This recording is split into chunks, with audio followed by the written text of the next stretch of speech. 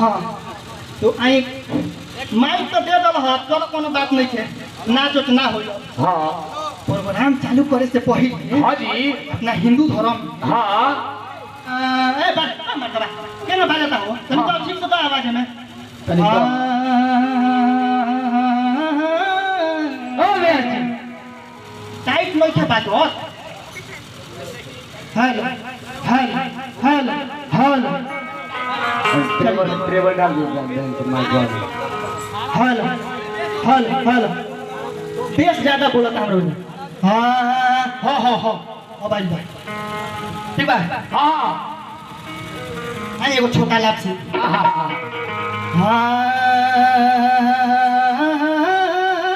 आप बका पढ़ते बड़ा हो बे महाराज तक अलाप ना लिया जा काहे में किसी आता नहीं महाराज कौनो अलाप मतलब बिना अलाप से गवाई पर नहीं होला का है मन में कठौती मन में तक कठौती मन में चांगा तो कठौती में गांगा मन में चांगा तो कठौती में गांगा ठीक है मन चांगा तो कठौती में गांगा अजी मन में चांगा तो कठौती में गांगा ठीक है नु एके आज परिणाम करी सब तो के कथे आज दुगो बयान आइल बड़ा लो इनका लोग प्रचार करे के बा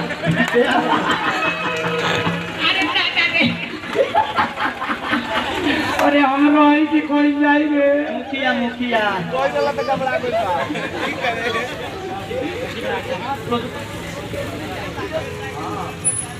सुनी दुगो मुखिया जी लो आइल बानी लो इनका लोग के प्रचार करे के बा ठीक बानू काहे ना महाराज प्रचार करे के मुखिया ते महाराज वो कोनो बाका भारी बात पहले दुगो भजन हो जाए ओकरा बाद जोजी करे के करवावत रहे हां ठीक बा हां बरियारी करे के भाई हई दुगो मुखिया जी लो आइल बानी लो इनका लोग के प्रचार करे के बा ठीक बानू हां तो हो जाए महाराज में कौन बाका भारी बात बा प्रचार करे का एक दुगो भजन हो जाए दियो जाकाता महोदय के बात मानी ना तो पैसा ऐसा ना मिली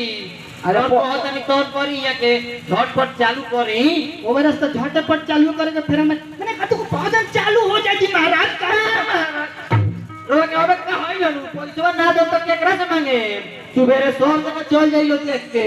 आ पैसा के दी चली कोनो बात नहीं है अच्छा एगो काम करी मुखिया जी अपन नाम बता दें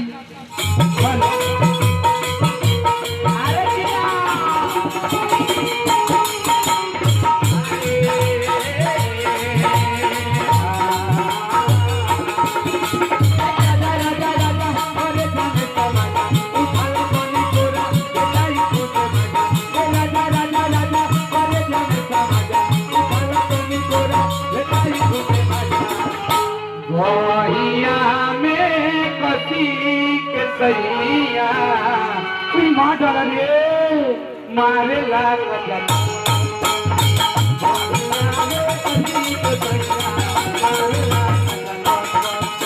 ये काका काकी सुनी लायक मुखिया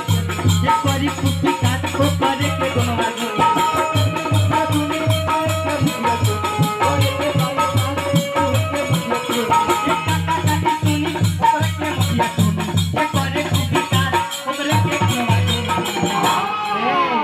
का कहे के बा हो कि बुथावा पर जाई के भैया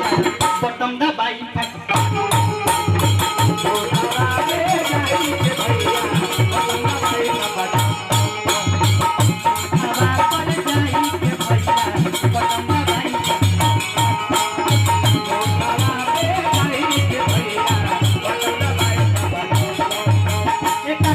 सुनो मन पिया सुनो पावे ओकरा लायक